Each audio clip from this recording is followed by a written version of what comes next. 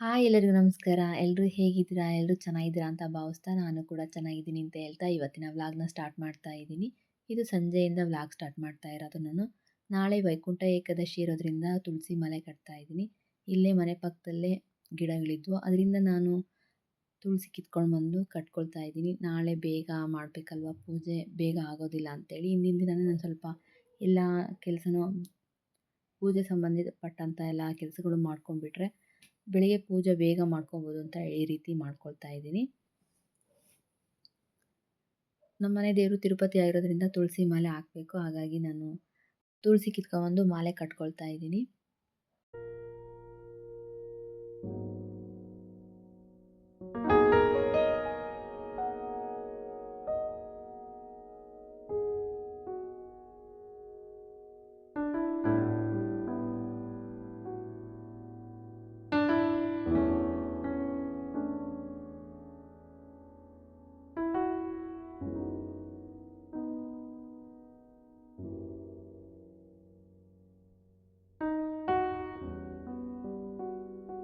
ಈರುಳ್ಳಿ ಸಾಗು ತಿಂದು ತುಂಬ ದಿನಗಳಾಗಿದ್ದು ಅಂತೇಳಿ ನಾನು ಇವತ್ತು ಟ್ರೈ ಮಾಡೋಣ ಅಂತೇಳಿ ಮಾಡ್ತಾ ಇದ್ದೀನಿ.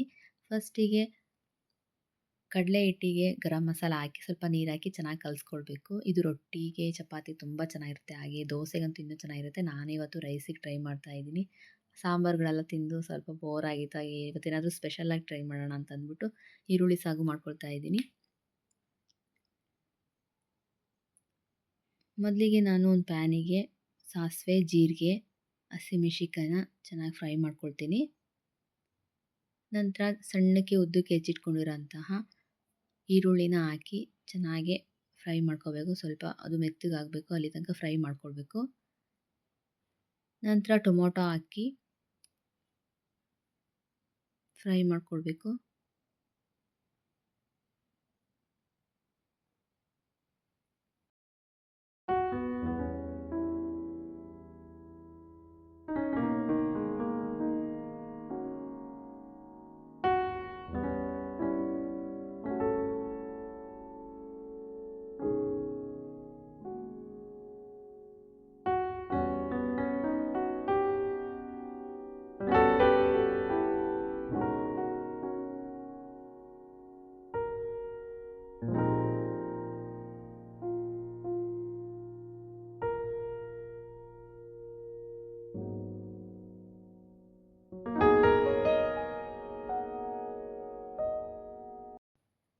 ನಂತರ ಟೊಮೊಟೊ ಹಾಕಿದ್ಮೇಲೆ ಟೊಮೊಟೊ ಚೆನ್ನಾಗಿ ಸಾಫ್ಟ್ ಆಗಲಿ, ಹಾಗೆ ಈರುಳ್ಳಿನೂ ಸಾಫ್ಟ್ ಆಗಲಿ ಅಂತೇಳಿ ನಾನು ಉಪ್ಪು ಹಾಕ್ಕೊಳ್ತಾ ಇದ್ದೀನಿ.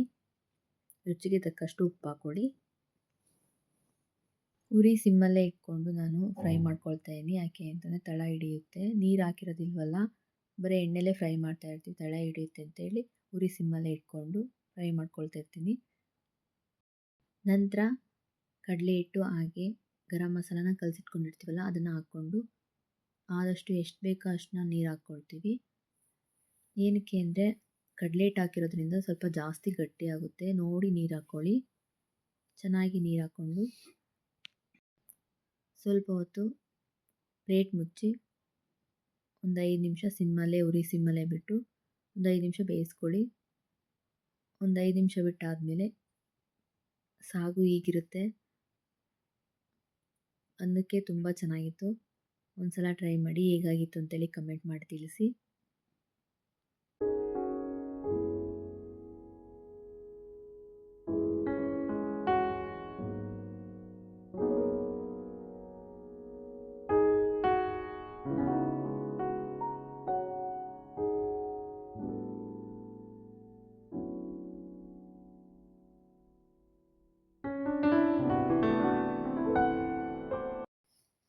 ಊಟ ಎಲ್ಲ ಆದಮೇಲೆ ಪಾತ್ರೆ ತೊಳೆಯೋಣ ಅಂತೇಳಿ ಪಾತ್ರೆ ತೊಳೆಯೋದಕ್ಕೆ ಬಂದೆ. ಊಟ ಆದಮೇಲೆ ಇನ್ನೇನು ಕೆಲಸ ಇರುತ್ತೆ, ಪಾತ್ರೆ ತೊಳೆದೆ ಅಲ್ವಾ, ಹಾಗಾಗಿ ಪಾತ್ರೆ ತೊಳ್ಕೊಂಡು ಅಡುಗೆ ಮನೆ ಕ್ಲೀನ್ ಮಾಡ್ಕೊಳ್ಳೋಣ ಅಂತೇಳಿ ಬಂದೆ.